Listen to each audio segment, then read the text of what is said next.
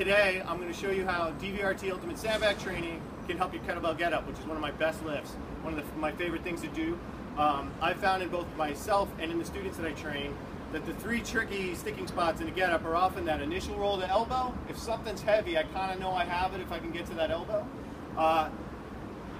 Coming back down under control from the elbow to the ground as you descend from the get up, and then the initial stand and lunge. So I'm going to show you two DVRT exercises, possibly a third bonus one, that will help with that. So first we're going to attack that initial drive. So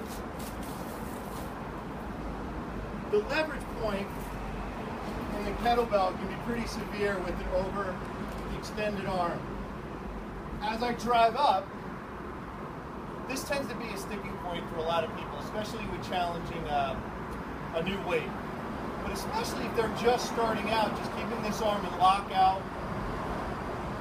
and then bringing it back down when the bell gets heavy is often sometimes the scariest part.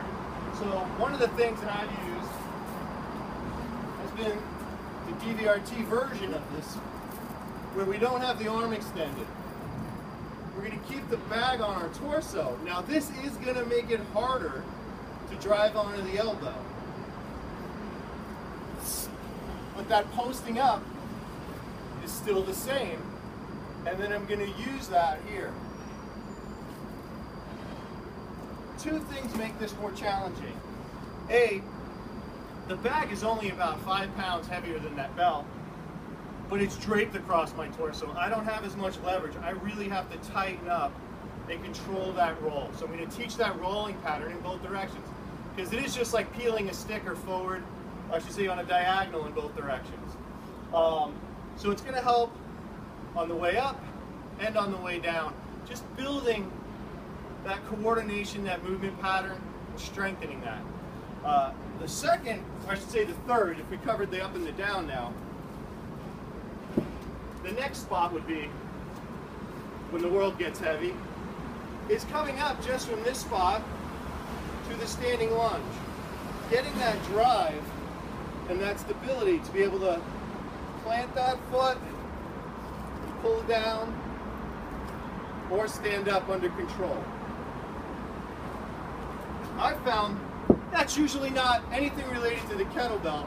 That tends to be a bit of a stability thing in terms of controlling this lunging pattern within that sagittal plane. So, we have a couple of things. I will get you. We'll hit two things that I found work very well for this. One, quite simply, is lateral lunging. So I deadlift the bag up, I step to the side, I hinge, I drive. So I'm still in a lunging, hinging pattern, but I'm going to build along that frontal plane. Sort of same but different. The other thing I can do for this one is one of my favorites, the rotational lunge. I'll start slow, keeping my hips squared, my torso tall, and then I can start building some speed with it.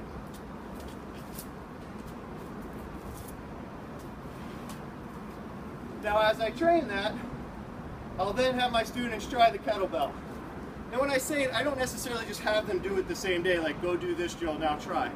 I'll break off the get up for a week, 2, 3 weeks, have them focus on this instead, and then let them try it and then see magic happen.